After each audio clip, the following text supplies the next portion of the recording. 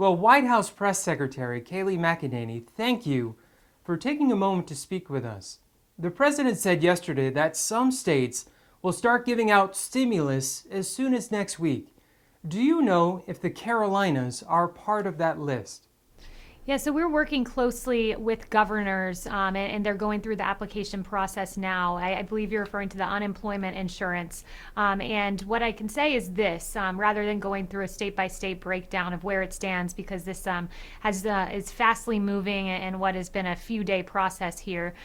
Basically, what has happened is on the Hill, what you've had are Nancy Pelosi and Chuck Schumer reject a bill to cleanly extend $600 in unemployment insurance. So what the president did is say, that's unacceptable. I will use my executive authority to solve this problem as best as I can. And what the president has done is say that we will provide at the federal level $300 to unemployed individuals, and the states can match that with $100. So all your governor needs to do is point to existing unemployment payouts at $100, or say, I'll use money from the CARES Act for that $100, and the federal government will bring in the $300. So we're working with states, and we encourage all governors to work with us in this process.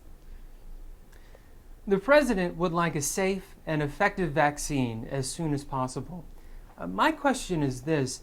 I understand the military is taking a lead role to help things go smoothly. So what will this look like? Will families drive to military bases to get the shot, or will the shot end up in your local pharmacy?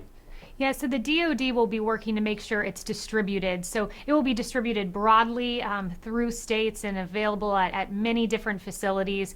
So we will make sure that it's accessible in a way that's easy for the American people. But DoD certainly will be helping in that endeavor, as you noted. But what I would also note is this president has managed to get a vaccine on pace by the end of the year. And this is remarkable progress. Ebola took 14 months to get to phase 3 clinical trial. We already have 3 candidates, American candidates, either in phase 3 clinical trial or approaching it. And we believe we'll have a vaccine by the end of the year. It took Ebola 4 years to completion. We will do it in much shorter of a time than that. And it will be a safe vaccine, an effective one, and one that the president deserves a lot of credit for breaking down barriers to get us to this point.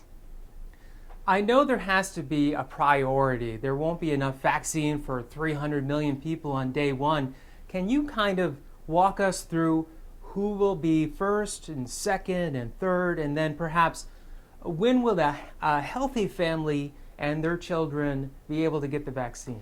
Yeah, so we anticipate fairly quickly. You certainly are right to point that we have to protect vulnerable communities. We know those who are affected most by this terrible disease are our seniors. So we certainly will need to protect vulnerable communities. But what I would say is this. So in advance of even getting a 100% proven airtight vaccine, this president has partnered with the private sector to pay for doses to be manufactured in advance. So we have partnerships right now with Pfizer and GSK and Sanofi, which ensure that 100 million doses of this vaccine are being produced in advance so that we will be ready to send out mass swaths of vaccines once we get the green light that it's safe and effective. So I do think it will be widely available, but you're certainly right that we'll have to protect our seniors first and foremost. November 3rd will be here. Before you know it, what will this president have to do to win? Look, this president's been hard at work, and he puts his head down. I see it every day in the Oval Office and says, how can I help the American people? Through COVID, what that's meant is therapeutics. As a reminder, this was a novel virus, one that we'd never seen before, that there weren't tests for, that there weren't identified therapeutics. And amazingly, in a very short amount of time, this president's done more than 60 million tests, developed a test, and then did them. On top of that, developed a vaccine by the end of the year we are hopeful for, and therapeutics to treat COVID like remdesivir. But on top of that, he's been hard at work at the economy, and we've seen encouraging signs. Jobs in your state of North Carolina, for example, last month broke a record for 1-month job creation.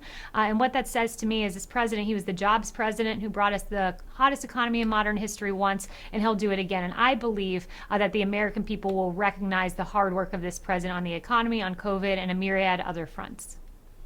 And finally, as press secretary, you have perhaps one of the hardest jobs on the planet.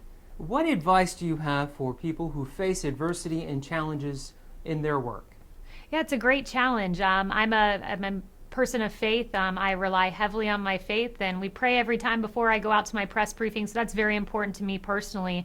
But just to know that any amount of hard work, and a lot of hard work, will help you rise above any adverse circumstance you face. And for me, it means faith, and I think hard work can get you a lot of places.